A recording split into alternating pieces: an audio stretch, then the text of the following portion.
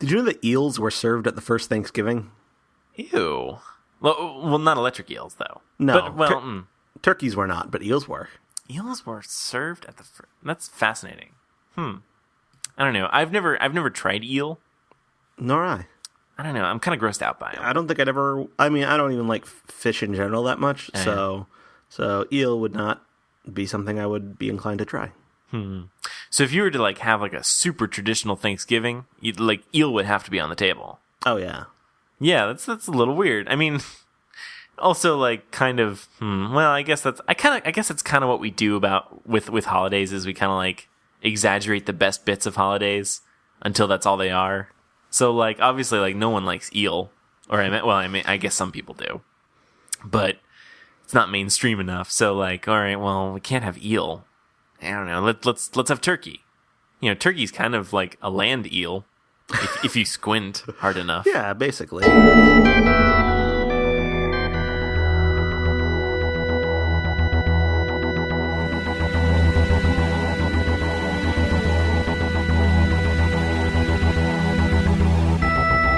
I'm Tom Dickinson. And I'm Louis Midas. And this is The Cloister Room, a podcast about Doctor Who and other things.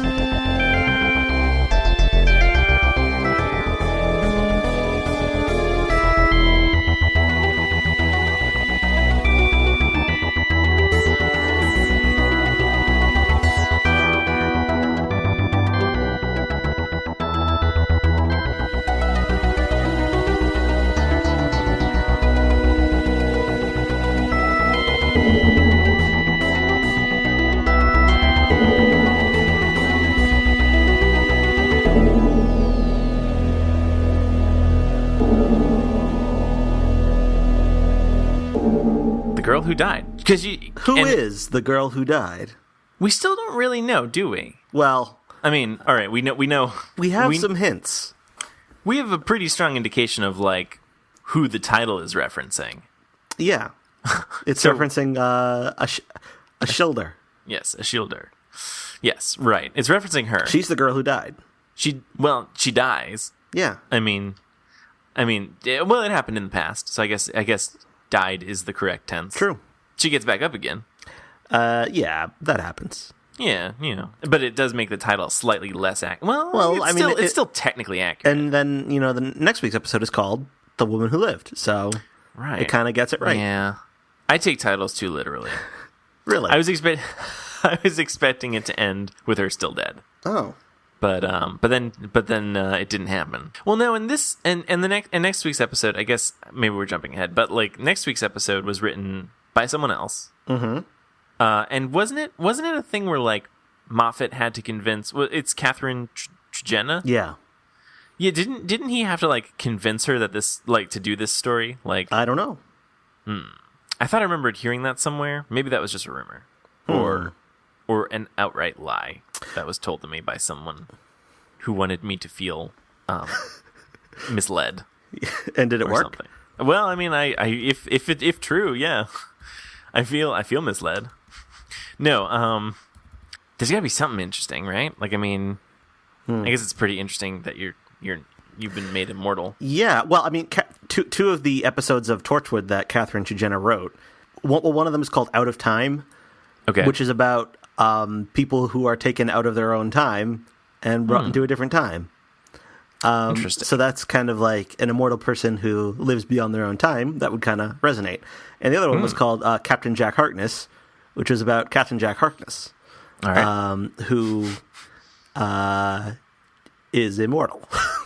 Right. So I remember that. She's got some experience in the subject matter. Right. Yeah. No, and I think that's good. I think it's good to have experience. I think you need experience. Yeah. In this job. Mm-hmm. But that's not this week's episode. No, it's not. No, that's the previous episode. No, that's the next episode. Yes. That's not the previous episode. It's the previous episode if you're watching these in the wrong order. Yeah. Well, or it potentially could be if you're watching in the wrong order. Right. There's a lot of wrong orders. Yeah. But there is only one right order. It says you. Yeah, we could watch episode 4 followed by 1, 2, and 3, and then episodes 5 and 6. Yeah, exactly. Anyway, did you like The Girl Who Died? I've been wrestling with that question. Oh, really? Yeah, because I don't know. I mean, what would help you decide? I feel like the only way I would really be able to say for sure is after I've seen part 2. Okay. I want to like it, but I'm not sure. I mean, no. Okay. So here's the thing: is that I think that this was just so far removed from what I was expecting, which I wasn't. And I guess maybe this is my own fault for not realizing that Stephen Moffat was co-writing this episode. But I just didn't think it would be quite as like grand in scope as it ended up being. Like not like it just in terms of like overarching themes and like plot story arcs. Like you were expecting more of like a fun romp. I was expecting a fun romp. Yeah, basically. And I mean maybe like a hint. Like I kind of figured like, oh, this is maybe this is like where we're gonna start seeing like hints of something. But they really kind of like, and I mean I guess we don't really know anything for sure. So I guess in a sense they are just still hints, but like we because we found out in this episode like basically or an idea for why the Doctor chose this face, or the Doctor regenerated into this face. Oh, that's probably the correct answer. I mean, I'm guessing it is.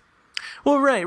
I mean, I feel like it kind of has to be. I mean, I don't know. Like, I don't know if they're gonna like delve any deeper into this. Like, oh, this is why it's like this. Like, because I feel like okay, it was discussed. Like, I mean, obviously, the Doctor's like, oh, maybe it was so I remember to hold me to the mark or whatever he says. I guess that could be the reason. And if it is, all right. I mean, I'm glad to have it out of the way. Like, all right. But you sound disappointed though. I mean, like, I mean, no, I'm not like disappointed. I'm not disappointed in like the answer. I'm just like, I mean, I guess if anything, I'm like disappointed that it got brought up at all, because I don't know, I was pretty strongly against them bringing it up at all, and I guess I kind of knew that they were gonna, but I just didn't want it. I am coming around to it. Okay. And one of the reasons is because it's becoming increasingly clear to me that the concept of faces and seeing faces is like a huge motif for Capaldi's Doctor. Okay. So in Deep Breath, there was like, I know some people complain, why is Clara so freaked out by the Doctor having a new face? And I kind of felt a little bit like that at the time, but it's like the whole concept of like seeing people's faces or not seeing their faces or seeing their faces differently.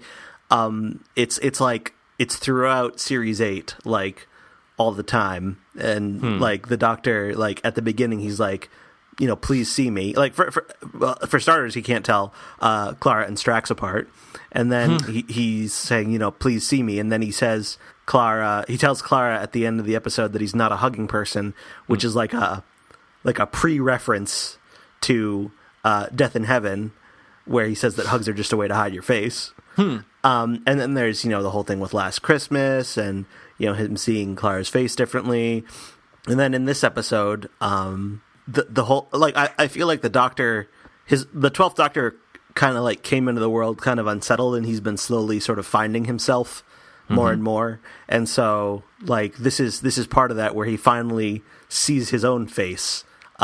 He sees something that he wasn't able to see before. And so I do kind of like that, because it's tied to like this whole system of meaning around the Doctor's face and Clara's face and everyone else's face. Yeah, that's pretty interesting, actually. Yeah, I hadn't really picked up on that, but yeah, and the villain in this episode hides his face. Yeah, that's true.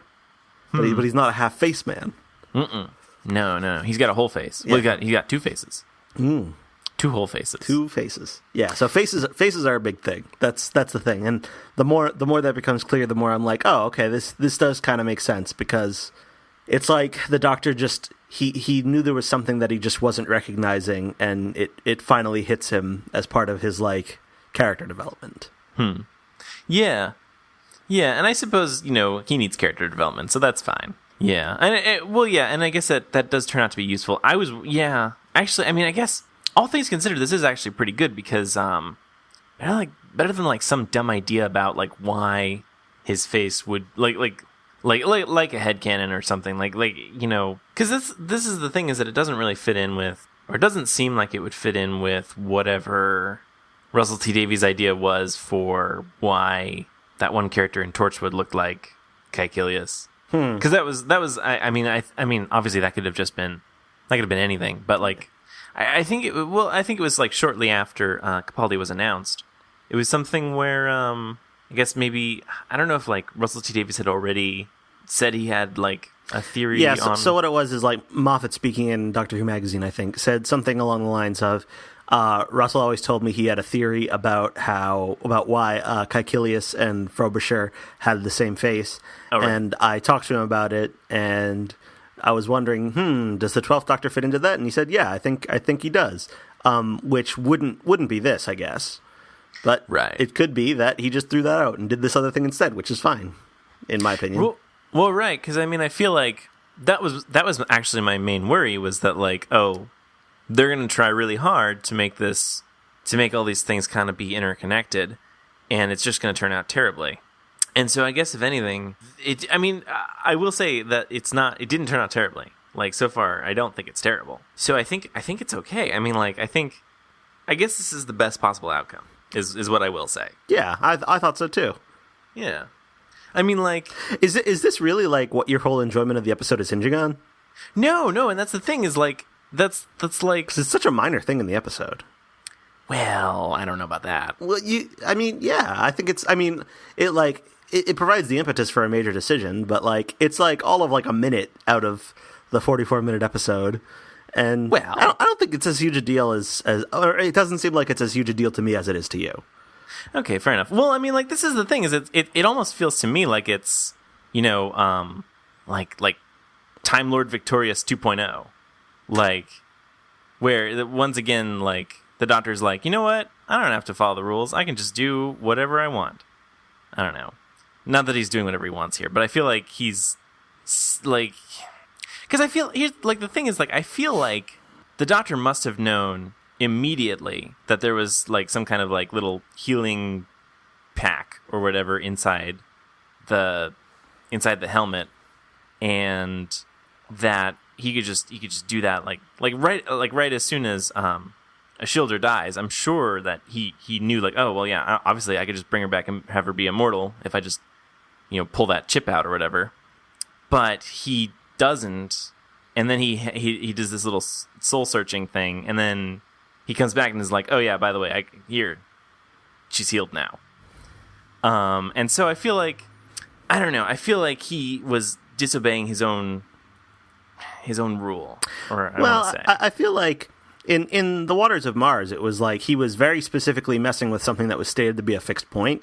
Mm-hmm. Whereas in this episode, it seems when he is early in the episode, when he's talking about how reluctant he is to help, his specific concern seems to be that he's worried that if the Vikings defeat the Mire, then word will get out and the Earth will become like a hotspot of alien activity or something like that, which is weird because it already is. But anyhow, that's what he's worried about, and then he ends up helping them defeat the Mire in a way that like the Mire would be ashamed to let anyone know about. So mm-hmm. it remains secret, which means he kind of gets around that, and like it's not ever really suggested that that there's some specific reason that a Shielder should die. It's just, or that he's rewriting a fixed point by bringing her back or anything. It's just it's just like what Rose did to Jack. It's just probably wasn't the greatest idea, but mm-hmm. it's like a minor sin. It's not like a whole like universe ending try to stop a fixed point thing. So I think the concern what we could say is that, unlike the Waters of Mars, where he specifically ignored a rule that should have stood, this is a case where like Capaldi is at a point in his life, or the 12th Doctor is at a point in his life where he is taking rules too seriously, and this is the turning point where he says, no, wait, I can't always take these rules too seriously. I have to let my own judgment come into play here. I don't even know if it necessarily went that far. I think a big part of it was that he was of his sense of guilt that he essentially killed her. Like, well, that's true. He was the one who put her in that helmet. Well, I don't remember whether he physically put her in the helmet, but he was the one who essentially ordered that plan, and gambled with her life. Mm-hmm. And what he remembers is that, hey, this is actually the exact opposite of what I did in Pompeii, because in Pompeii he saved just one family, like, and let the entire village burn. But in this case, in the course of saving a village, he killed one girl. And so he isn't happy with that. And I think this is kind of like, the Day of the Doctor thing, where it's like, no, I'm the Doctor, I have to find a way not to do this. And so he goes ahead and, in the heat of the moment, he brings her back. And then after apparently 2 days of boat rowing, he eventually starts to realize, oh, maybe that wasn't such a great idea. And I guess time will tell whether it's a great idea. And maybe the next episode, it seems to me like the entire theme of the next episode is going to be about the consequences of what happened here. Right. That might be premature to say, but it seems like it's going to be a big deal. Mm-hmm. Yeah, so, once again, I think I'm going to have to see the next episode to really know whether or not I liked this episode. I think it has the potential to... Yeah, I think it has the potential. I think it's got the potential to be good. I absolutely loved the episode. Oh, okay. Yeah. I thought it was fantastic. Huh. Yeah. I thought basically it was kind of like... It's interesting because it's a co-written episode, so I kind of try to pick apart in my mind who wrote what. Yeah. And it seems to me like it's just kind of a regular fun romp with Vikings that maybe got handed off to Stephen Moffat, and he added in some stuff about a Shielder, and added in some heavier scenes with the Doctor and Clara, because there are some fantastic scenes with the Doctor and Clara throughout this episode. Yeah, that I think are just phenomenal, and I think most of the if you took some of those scenes and toned them down and got rid of the whole a Shielder immortality thing, then what we'd have here is kind of like a fairly standard romp that's maybe slightly below average. Right. Not that it's bad, but I mean, what's here is kind of funny, but not like mind-blowing without that stuff. And then throwing that stuff in kind of elevates it for me. So, yeah. That's a good point. Well, yeah. I mean, like, yeah, that's not to say that, like, I dislike, like, having bigger plot stuff going on, like, in the midst of, like, a smaller adventure. Like, that's fine. Yeah, I don't know what it was. I don't know, like, what it is that, like, I'm just not sure about. Because I do admit that, like, that stuff is good. Like, I mean, I do like all those things. I don't know. Maybe I just didn't watch this episode enough. I only watched it twice. You only watched it twice? I only watched it twice. Oh, my goodness. I know. I only watched it twice. I usually only watch things twice. Ah. So just, like, one time. It's like a 1-2 punch. Exactly. How did you like the historical accuracy? I was not aware. Well, in what regard?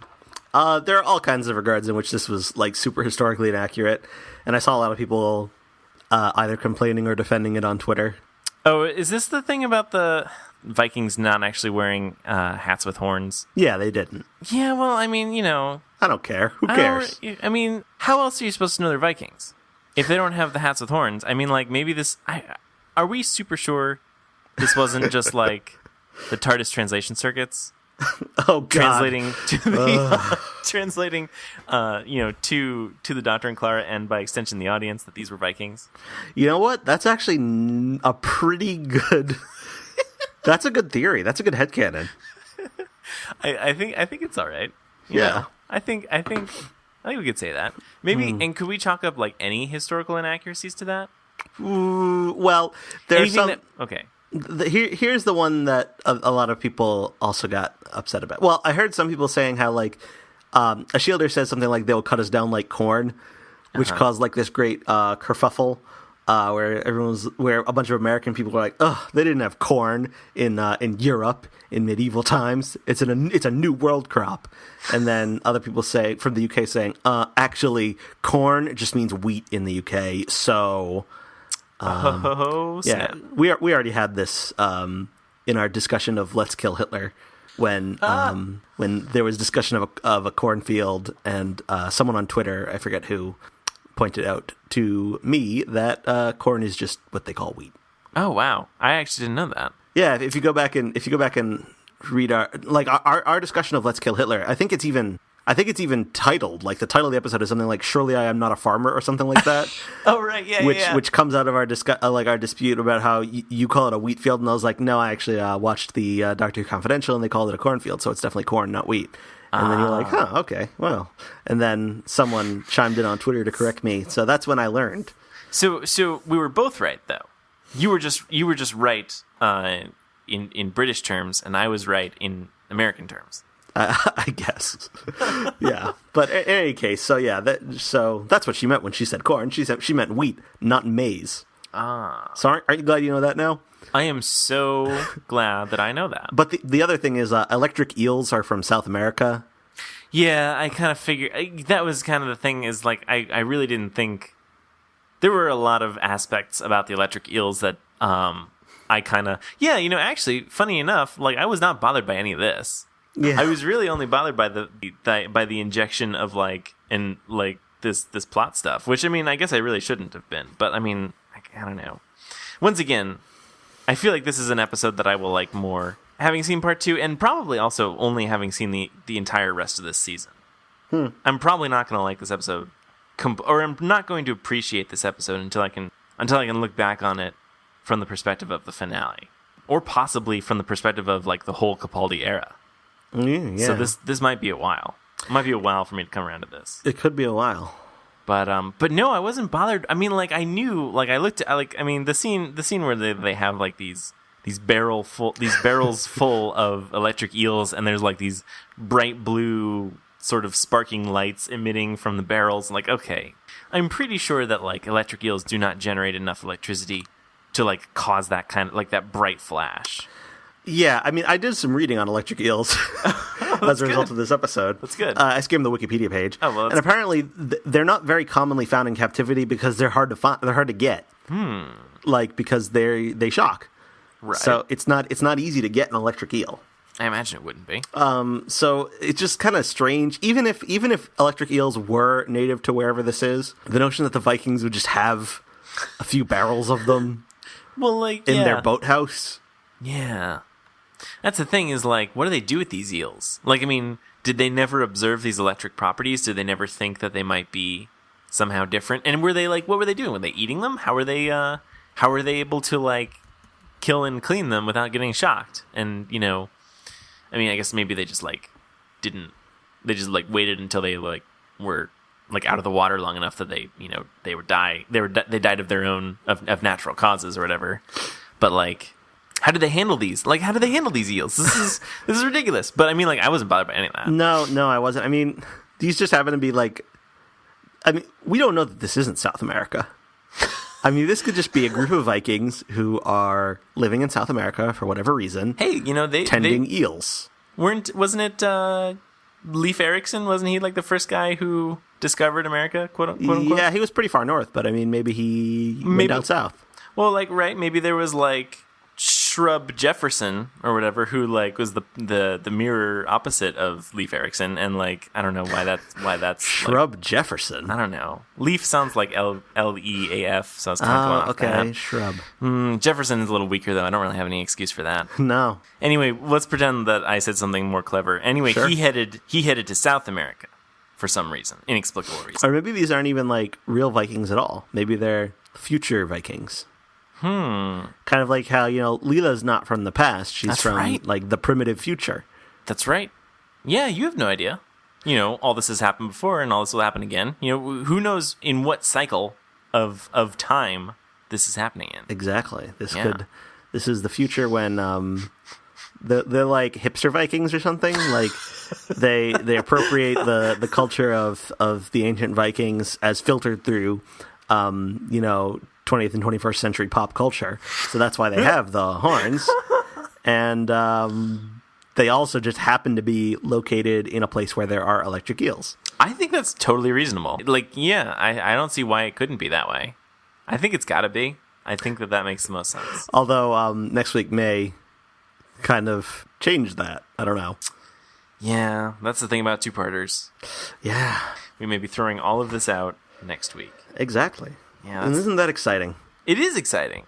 You know, it keeps us on our toes, I think. Mm-hmm. Someone's gotta. Yeah, you know, because otherwise I'd be just all over my feet. I would be, I'd be on my heels, be on the arch. I don't even know how that's possible. Yeah, get on that arch. But yeah, no, it's important to stay on one's toes. But yeah, no, I was not really at all bothered by those. Because, I mean, you know, Doctor Who is, like, if we're going to start right now complaining about historical inaccuracies, I mean, there's like a huge back catalog we got to go through first. And maybe we could do that. We could, you know? I think if you're going to, like, right? Like, let's refilter all of Doctor Who and, like, grade it all based on historical inaccuracies. And like give weighted quality scores based first and foremost on historical accurateness, and then after they've been sorted based on accuracy, then and only then can we judge the rest of the quality of the episode. Right. I think someone's got to do that, and I wonder how that would change the rankings. For like, I mean, like it's complete. It's like it's terrible. It's a terrible idea, but like, what episode would come out? What like best quality episode would come out on top? That's also historically accurate. I don't know. Like, what's the overlap there? I mean, like, well, and all the future stuff, we gotta wait. We're gonna have to wait a long time before we can find out if that's accurate. Yeah, I'm sure a lot of contemporary stuff is historically accurate. Yeah. Like, to the time it was made. Right. You know, all the stuff that's set in 2005 or 2006. Oh, yeah. Yeah, that stuff's probably accurate, I'm guessing. Right, so, like, all the episodes that were set on contemporary Earth in the time that they were made, those are going to be probably the best episodes. Oh, yeah. Just in general. But yeah. Okay, so, yeah, that doesn't seem like a very good way to enjoy Doctor Who.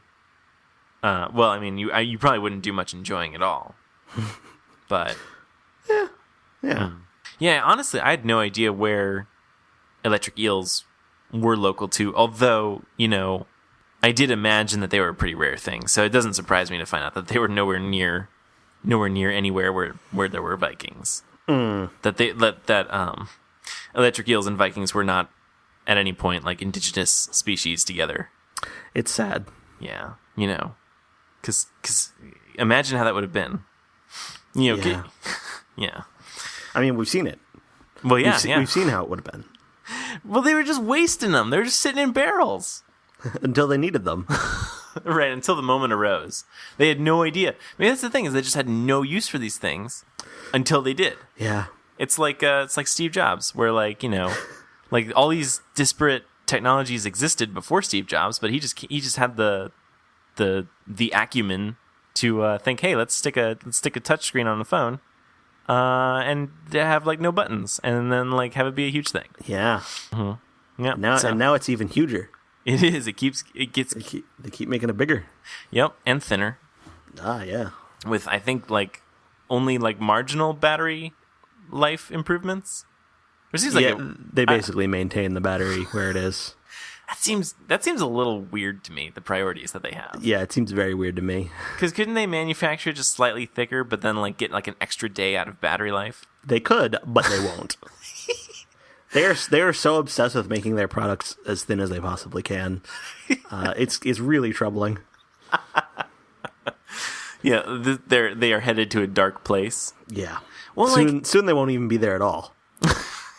Well, that's the thing, is like they're gonna get thinner and thinner, and then they're gonna start getting sharp, and that is gonna cause its own set of problems. Yeah. Because then you gotta like carry them in a sheath. And that a lot of people already do. Well, that's fair. But you know, yeah, I mean, I think they're playing a dangerous game when they could be playing an entirely different game where they just like, because like, I don't know, Maybe that's why Clara still has her trusty iPhone 4S. I think it might be. I think Clara has realized she realized that was the pinnacle of Apple's, the meeting point, like, of, you know, Apple's brilliance and their hubris, where like it all coalesced in like a perfect product. I actually agree. Well, there you go. You know. No. Okay. So I mean, if you look at the original iPhone, all right, and you look at the iPhone 4 or 4S, they're the same, you know, form factor. Yeah. But if you look at, you got the iPhone and the iPhone 3G and the iPhone 3GS and the iPhone 4. Mm-hmm. It's, if you look at that, like, end to end, what you see is a history of, like, it becoming a truer expression of its own design ideals. Like, the iPhone 4 is the ultimate expression of what the iPhone 1 was trying to be. And then there was nothing else to do. So, like, I don't know, make it taller? So they made a phone that you couldn't reach the top of it with your thumb, and it's like, this is awesome. And then they're like, well, then they're just messing with it. I mean, obviously, like, in terms of hardware, like, capabilities, like the processing power and the quality of the camera, it's all improvements. But the actual, like, form factor, like, the 4S is the ideal. I mean, if they could just make another phone that was that exact size and shape, then I think that would be better. But they don't want to.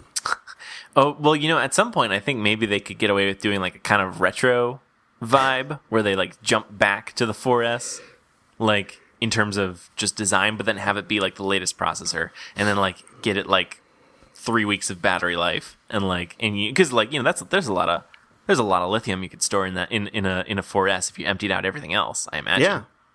Yeah, that's the thing, because they're going to hit a limit where they can't get any thinner, and then what are they going to do? Then they'll start going the opposite direction, trying to make it as thick as possible. Yeah, well, and leave it to Apple. Apple would find a way to make that trendy. Mm-hmm. I would have never thought that, like, white earbuds would take off, but they made it trendy, Yeah, so, they'll become literal bricks, where they're just, like, the size, shape, and weight, and maybe texture of a brick. I hope so. Yeah. It's not worth it if you don't get that texture. Was that a Monty Python reference? It really seemed like a Monty Python reference. It really did. It basically has to have been. Yeah, I think it's got to be, because it just looked exactly like it. Mm-hmm. It was, yeah. And if it was a Monty Python reference, I heartily endorse that. Or like I'm all for that. If they want to include more Monty Python references, that might be a little much. Yeah, like, not like it's only a flesh wound, or like all those quotes that people are always quoting that are so funny to hear said to you. They are just. But they never get old. But it was. I mean, the visual reference was fun. Mm-hmm. Well, and that's the thing, is it's a reference that I don't think it's made too often. You don't have many opportunities to do that exact scene. Right. So I feel like it's a good reference. It was also just a very funny scene with, like, the yo-yo and whatnot. Yeah, I like that. Well, right, I like that. Yeah, I like that the Doctor is trying to impress them with advanced technology and make them think he's a god. And Clara already knows that it's the yo-yo that he's going to go for. Yeah. So I liked that. I thought that was funny. Yeah. Well, that's the thing, is, like, a lot of this dialogue is really good. I like, at one point, the Doctor's describe, like, saying how they're all farmers, fishermen, and web designers. Yes. But yeah, so that's a lot of good stuff.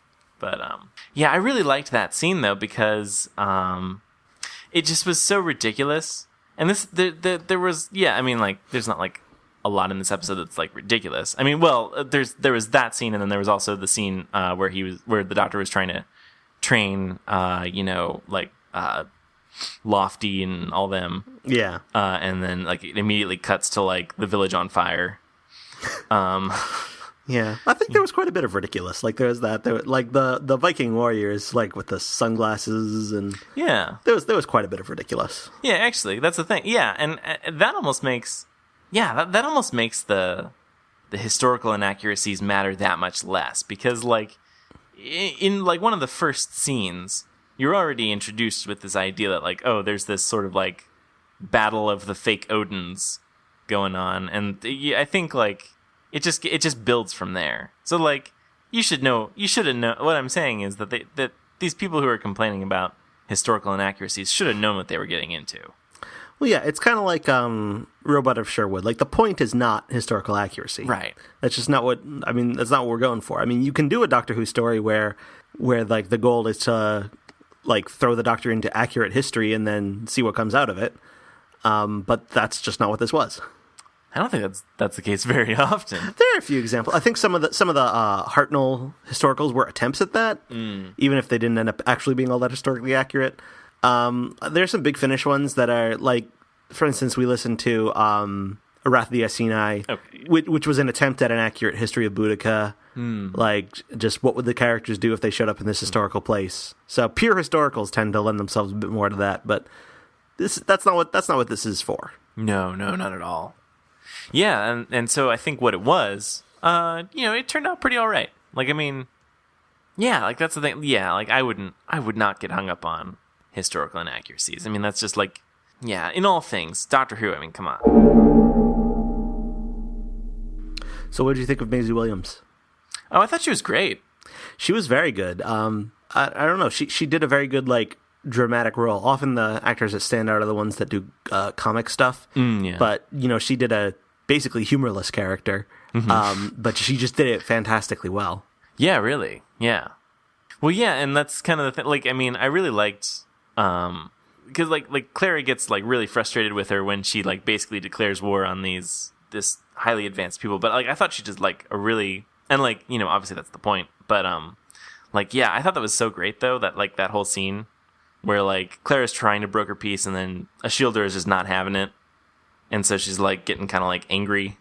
But yeah, like I really liked Maisie Williams' performance there. That was really good. And it was just like a really weird character too. But I like it. Like it's because it's different. I don't know. She almost seems like she's companion material. Like in terms of like being like kind of an outcast. She's bad luck, which I don't know really what that means. I mean, like she kind of just thinks she's bad luck.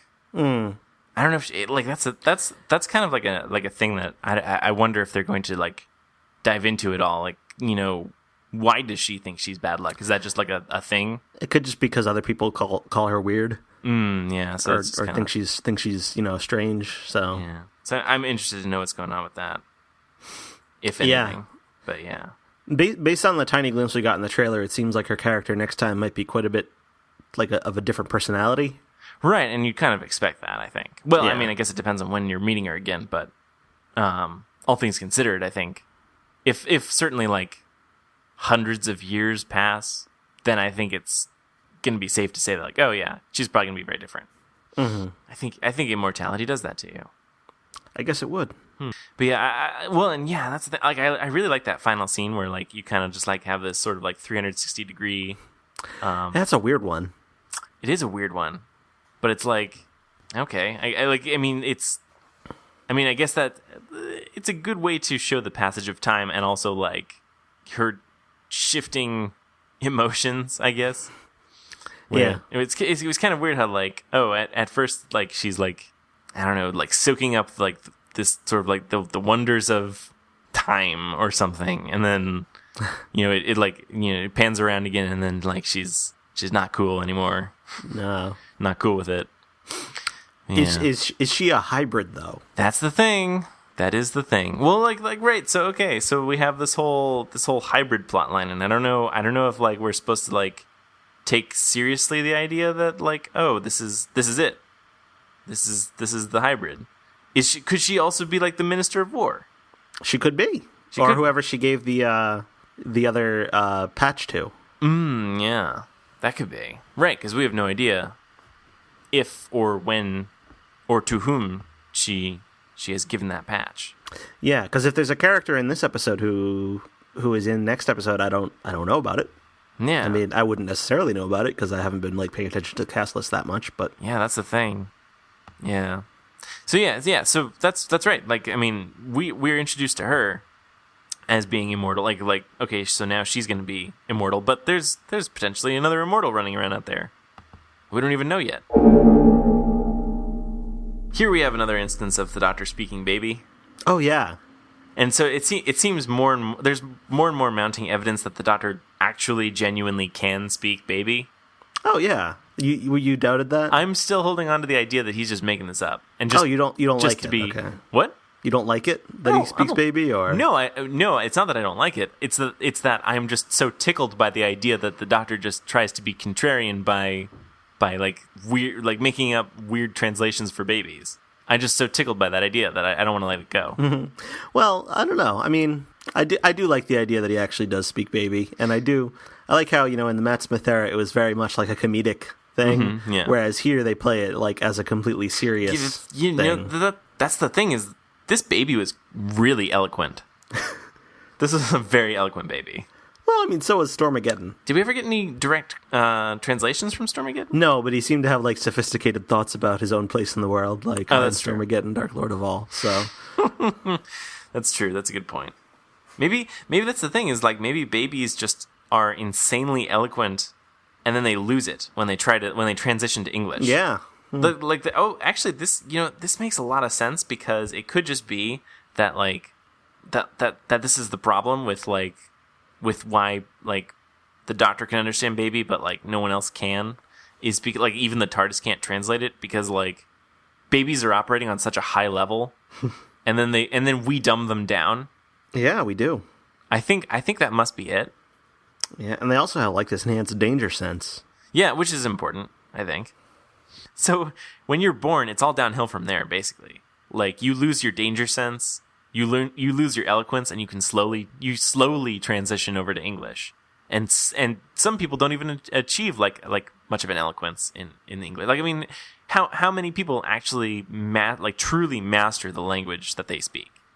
Good question. Yeah, I think, but that's the thing, is like we all did it as babies, and maybe that's why some people or maybe like that's the thing, is like you're never quite as good at your second language as you are your first. I mean, like you can get fluent in another language, but like you never I mean, I don't think it's ever like, I mean, I guess you can get close, and it depends on when you're like learning it or whatever, but like I don't know, I think it makes more sense that like, oh, you would just be, even when you lose the ability to speak baby, like that was your first language, that was like the language you know best or knew best, and you're never gonna get there, ever. Yeah, I don't know whether this contradicts Rugrats or not. Oh, that's a good point. Right. That's the thing, right? Because Angelica can understand the babies, but then can also be understood by adults, right? But because she's like the bridge. Exactly. Yeah, how does that fit in? And the babies can understand the adults too, or they very often like mishear the adults, I think. Yes, that's true. That's definitely true. Right. Oh, that's difficult. Yeah, I don't know where that fits in. I did a YouTube video on this topic a long time ago. You did it in terms of some kind of philosophy, I remember. Yeah, John Locke. Right. Now, remind me again what John Locke's philosophy was. Well, his philosophy with regards to personal identity is that identity is based on memory. Oh, right. And the question is, and the issue I talked about was like how in Rugrats the adults, not only can't they speak to babies, but they also can't remember being able to speak to babies. Although Angelica, who can speak to adults, can not only remember but also speak to them. But at some point she's going to lose the ability to remember that. Right. Wow. Yeah, that's the problem. So they are different people, is what you're saying. Like their identities are different. Yeah. Wow. That's tough. So the Doctor has been the same identity though all his life. Assuming he was always able to speak baby. Yeah, exactly. Which I guess is I guess we don't know that for sure. Yeah, I guess we don't. We don't know where he learned all the languages he knows. Well, yeah, that's the thing, because he does know every language. He also knows horse. Mm-hmm. I suppose horses could also be very eloquent, and we just wouldn't know. They could, yeah. I mean, that's what I get from horse ebooks. Right. I think that makes sense.